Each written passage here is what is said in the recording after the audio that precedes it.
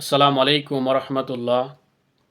অলি আউলিয়া, পীর মাসায়েক এবং আহলে সুন্নাত ওয়াল জামাতের অন্যতম একটি গুরুত্বপূর্ণ আকিদা হলো রসুল সাল্লাল্লাহু আলাইহি সাল্লাম তিনি রওজা শরীফে জিন্দা এবং তিনি হাজের ও নাজের। এটা আমাদের আকিদা, এটা আমাদের ঈমান।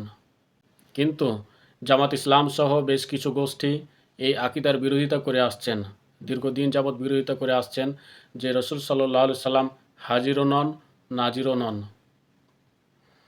কিন্তু বর্তমানে ভোটের প্রচারণার অংশ হিসেবে জামাত ইসলামের একজন আমিরকে বলতে শুনলাম, তিনি বলতেছেন আপনি যখন ভোট কেন্দ্রে ভোট দিতে যাবেন তখন আল্লামা সাঈদী সাহেব আপনার পাশে দাঁড়িয়ে থাকবে, আপনি দাঁড়িপাল্লা ছাড়া অন্য কাউকে ভোট দিতে পারবেন না।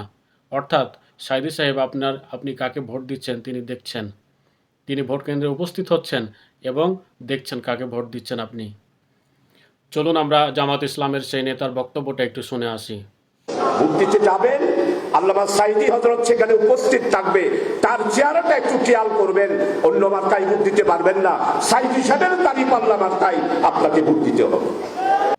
আপনারা শুনলেন জামাত ইসলামের নেতার বক্তব্য।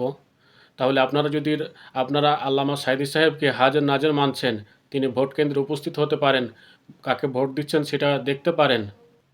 আমার নবী রহমাতাল লিল আলামিন, তিনি নূরে মুজাসসাম, তিনি নবীদের নবী, রসুলদের নবী, তিনি সমস্ত কুল কায়নাতের নবী, যার শান মান, যার মজিজা, যার ক্ষমতা আল্লাহ তাআলা বাড়িয়ে দিয়েছেন।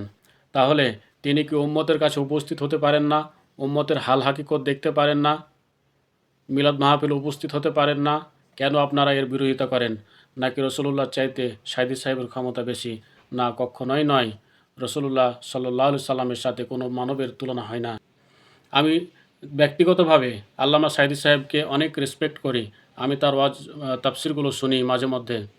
তাই আসুন দ্বৈতচারিতা পরিহার করুন, সঠিক এবং সত্যের আকিদা গ্রহণ করুন।